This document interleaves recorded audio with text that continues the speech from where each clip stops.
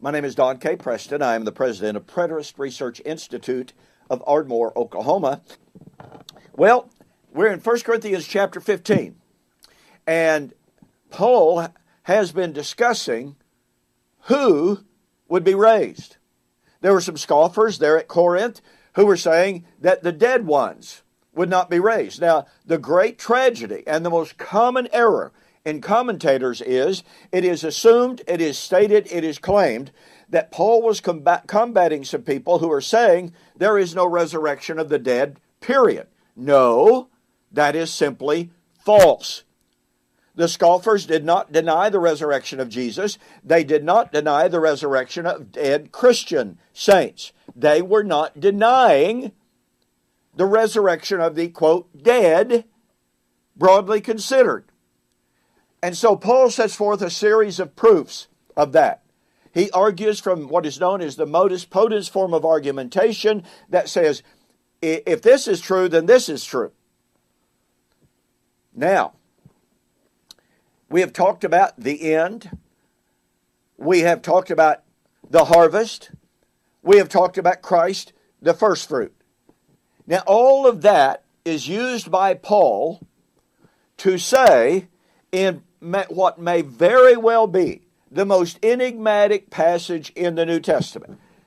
Maybe there are a couple that rival it, but Paul says, otherwise, verse 29, 1 Corinthians 15:29, what will they do who are baptized for the dead if the dead do not rise at all? Why then are they baptized for the dead? This verse has been the source, and continues to be, the source of absolutely endless speculation. Joseph Smith built an entire false paradigm around this verse. We see it still at work today in the humongous amounts of money spent by the Mormon Church on genealogical studies. Why do they do that? Well, because Joseph Smith supposedly received a vision, supposedly received from the angel Moroni, that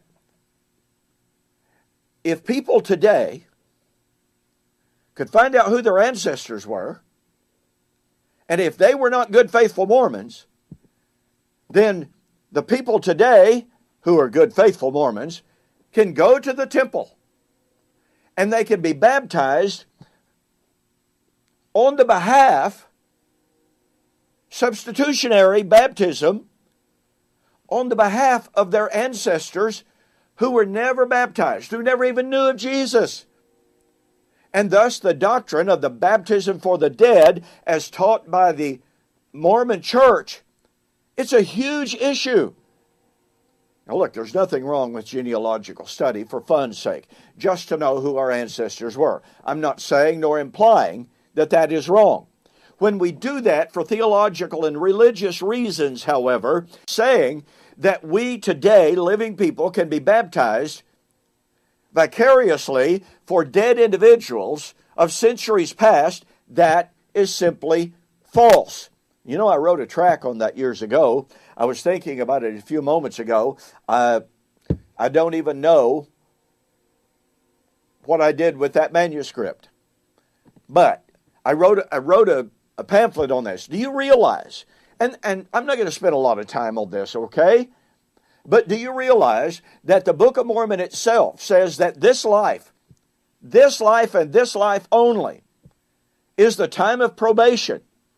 It's the Book of Mormon itself that says when a person dies, there is no repentance, there is no salvation if a person has not obeyed the Lord in this life.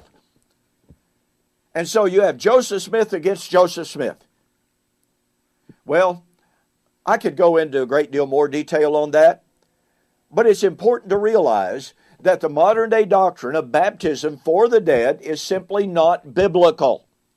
It's not grounded and it's not founded in 1 Corinthians 15. Fact is, it is a violation of 1 Corinthians chapter 15. Otherwise, Paul said, what will they do who are baptized for the dead? Now, the Mormons would say, if there is no such thing as baptism for the dead, then what are the dead going to do? What are the dead going to do? What's going to happen to them? That's not what Paul said. Paul said, if the dead are not raised, what will they do? What will they do who are baptized for the dead?